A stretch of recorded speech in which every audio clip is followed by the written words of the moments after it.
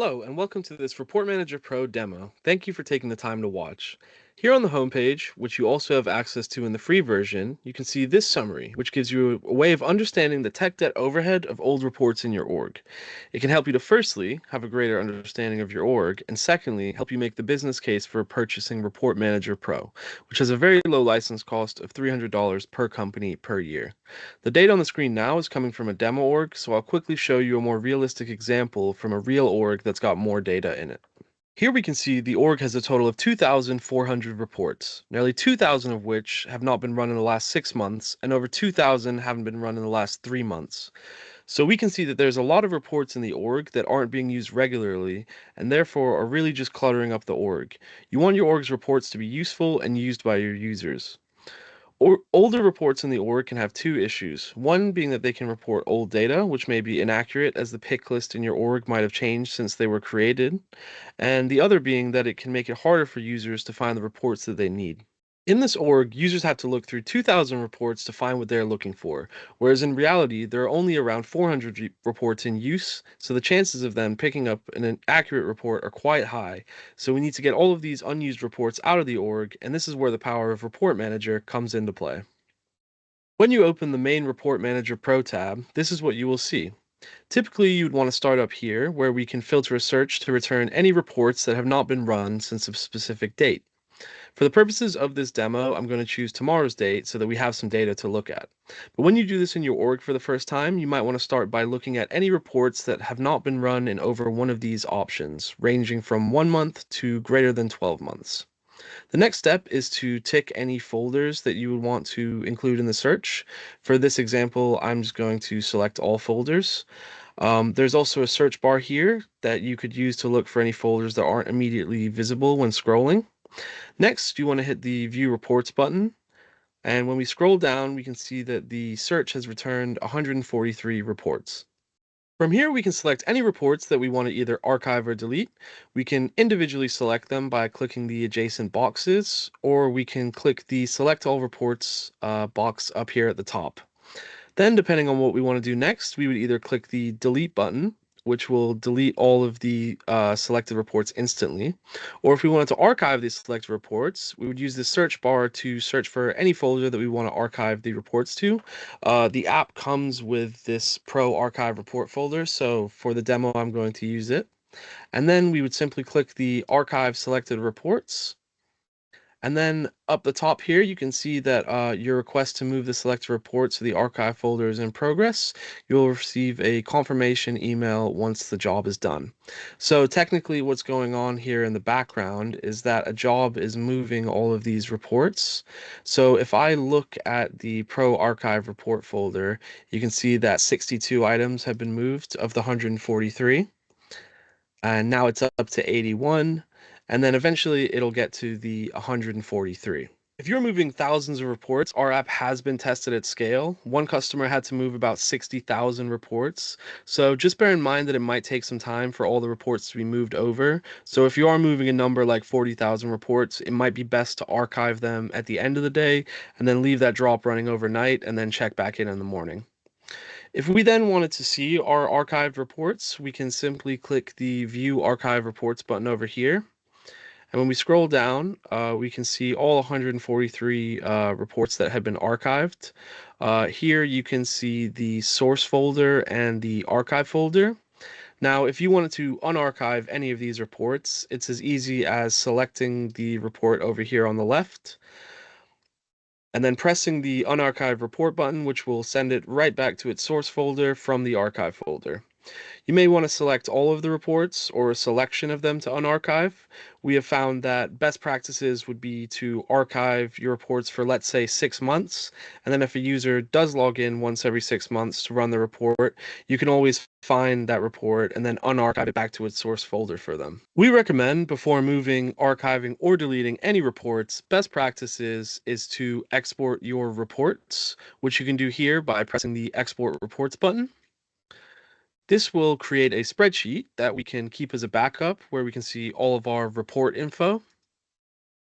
And once you've done this initial tidy up, it probably makes sense to schedule a regular archive of reports. So down here, I can say that I want to schedule an archive or deletion. I'm going to select archive, and I want to archive any reports that have not been run in 188 days, so 6 months, and I would like to be notified.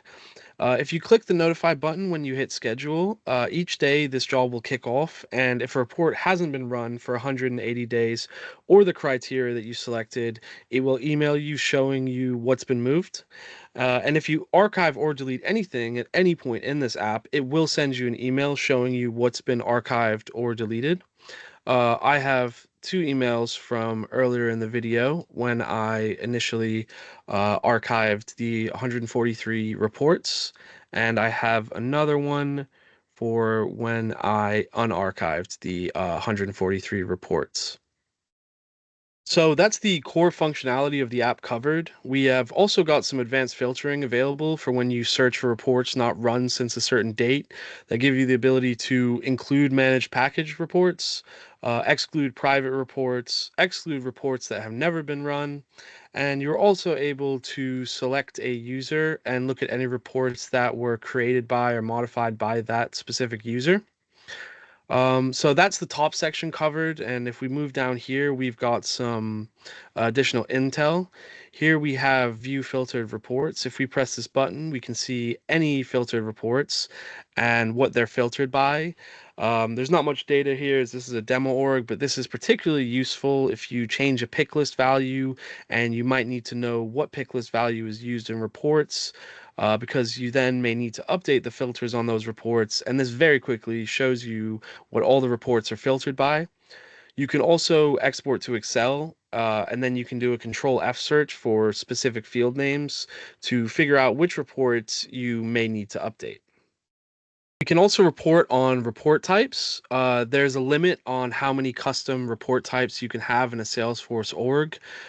This shows you the report type, and then you can export to Excel or click through the report from the screen and delete any reports of a specific type, allowing you then to delete the report type and free up a report type to use for something else.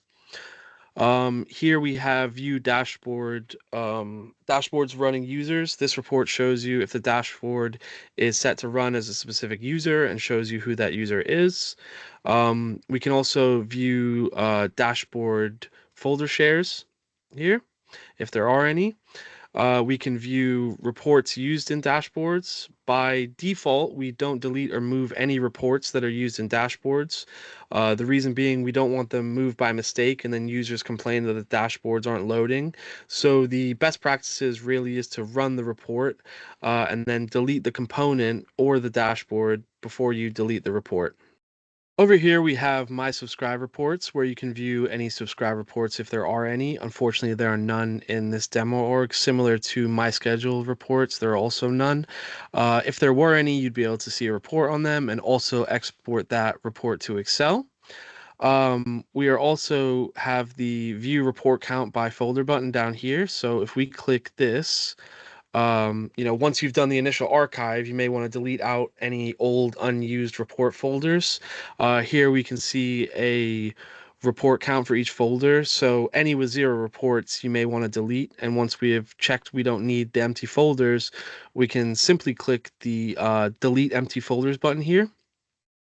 And the benefit of doing this is that now there's less folders in the folder hierarchy, making it easier for users to locate reports.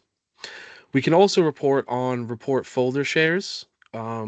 So this shows who the folders are being shared with, as you might want to lock these down and make sure the folders are just the folders relevant to specific users are being shared with them. And we can also view folder hierarchy here, which is the final button for the reports on folders. To finish off the demo, I'm going to highlight some of the great stuff that we have up here at the top. We have the latest release notes so that you can check in and see how the app is evolving. We have the frequently asked questions page. This page gives you an overview of what the filters and fields do on Report Manager, and it'll help you use the app. We've also got our help and training videos. So these videos are designed to explain how all the different tabs in our apps work. And finally, we have the request a feature slash support button. So if you think of something you'd like to see in Report Manager, please let us know. If it's something relatively simple, we tend to add it into the current sprint. But if it's something that requires more effort, we need to plan for it. But we really want your feedback. The app you see today has evolved and continues to evolve based on customer feedback. And one final thing to finish off with, if you are having any issues with Salesforce permissions and access management, this is our flagship app, Security and Access Manager, which allows you to audit, update, and maintain your Salesforce permissions in less time with reduced effort. If this is of interest to you at all, please click the image and it'll take you to our AppExchange listing. And that concludes the demo. Thank you for watching.